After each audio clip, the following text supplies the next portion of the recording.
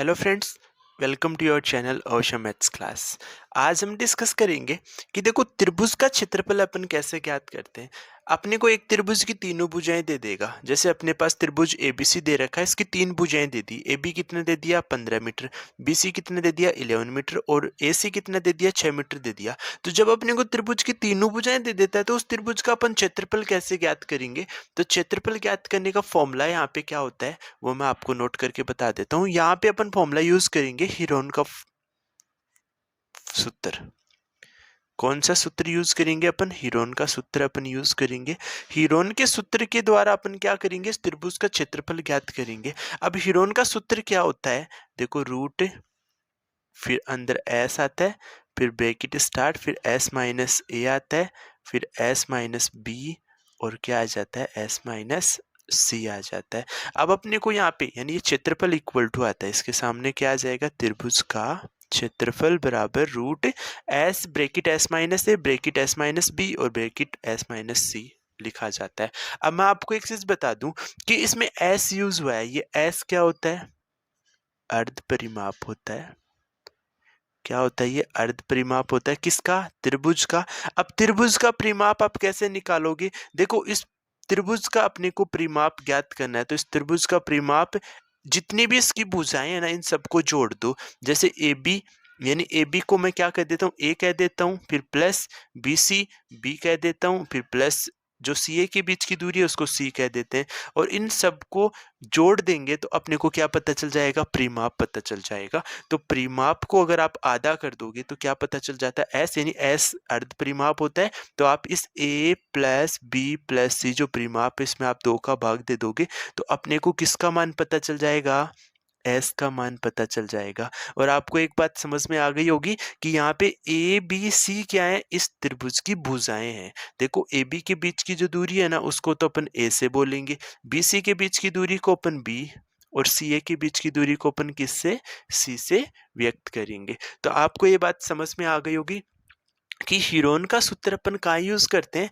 जब त्रिभुज की तीनों भुजाएं अपने को दे रखी होती हैं तो उस त्रिभुज का आप क्षेत्रफल किसके द्वारा ज्ञात करोगे, हीरोन के सूत्र के द्वारा। क्या होता है formula, root S bracket S minus A S minus B और एस माइनस सी। अब अपन यहाँ पे क्या करेंगे, एस का मान ज्ञात कर लेंगे। तो देखो एस इक्वल टू क्या आया, ए प्लस बी प्लस सी बटा 2। तो ए कितना है 15, फिर प्लस बी कितना दे रखा है 11, फिर प्लस सी कितना दे रखा है 6 दे रखा है। इन सब का योग करके अपन किसका भाग दे देंगे, 2 का भाग दे देंगे। तो योग करो, देखो 15 में एक जोड़ेंगे तो 16 और 10 कितना 26, 26 में 6 जोड़ दो तो कितना आ जाएगा 32 आ जाएगा।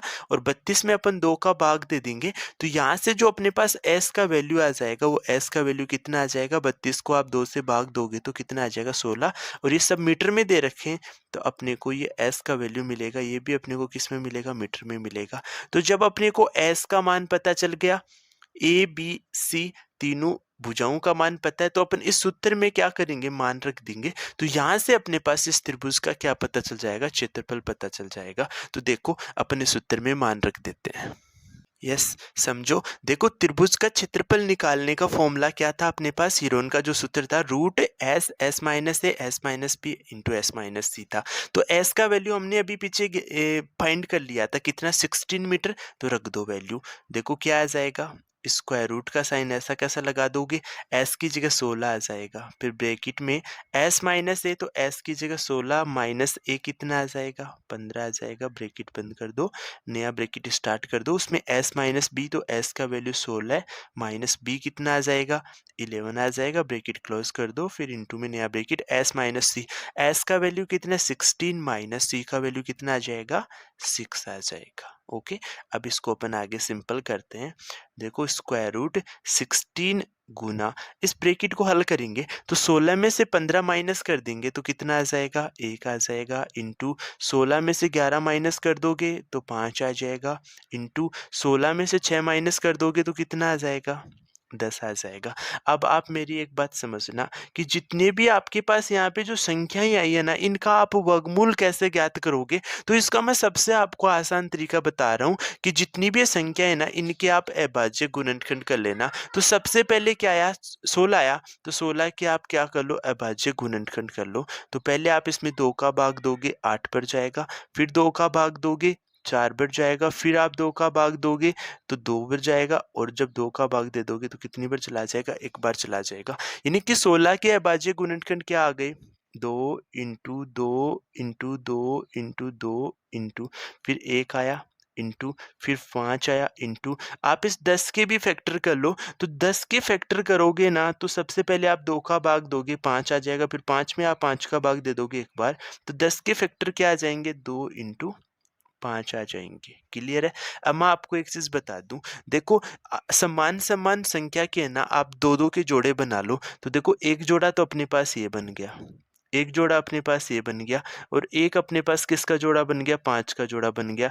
तो इन जोड़ों से ना एक एक संख्या ना अपन बार लिख लेंगे, स्क्वायर रूट हटाना चाहते हैं तो इन दोनों से आप एक दो बार लिख लोगे, इंटू, इन दोनों से आप एक दो बार लिख लोगे, इंटू, इन दोनों से आप एक 5 बार लिख लोगे। तो रूट में आपके पास क्या बचा? देखो इस 2 को आप हल नहीं कर पाए, तो ये 2 है ना रूट में पड़ा रह जाएगा। अब आप इन सबको गुना कर लो, देखो 5 दूनी 10, 10 दूनी 20, तो 20 रूट 2। और हमेशा क्षेत्रफल है ना वर्ग में आता है, यानी उसकी पावर 2 होती है, जो भी इकाई आएगी। अब ये सब चीजें मीटर में है, तो वर्ग मीटर अपना क्या आ जाएगा? आंसर आ जाएगा। तो जो अपने को त्रिभुज दे रखा था, उस त्रिभुज का क्षेत्रफल कितना आ जाएगा? 20 रूट 2 वर्ग मीटर अपना क्या आ जाएगा? आंसर आ जाएगा। तो आई होप आपको ये कॉन्सेप्ट समझ में आ गया होगा कि जब त्रिभुज की तीनों भुजाएं दे रखी हैं, तो उस त्रिभुज का आप क्षेत्रफल कैसे ज्ञात करोगे। अगर आपको ये वीडियो अच्छा लगा तो आप इस वीडियो को लाइक कर देना, और अगर आप चैनल पे फर्स्ट टाइम विजिट कर रहे हो तो चैनल को आप सब्सक्राइब कर लेना। Okay, thank you for watching video.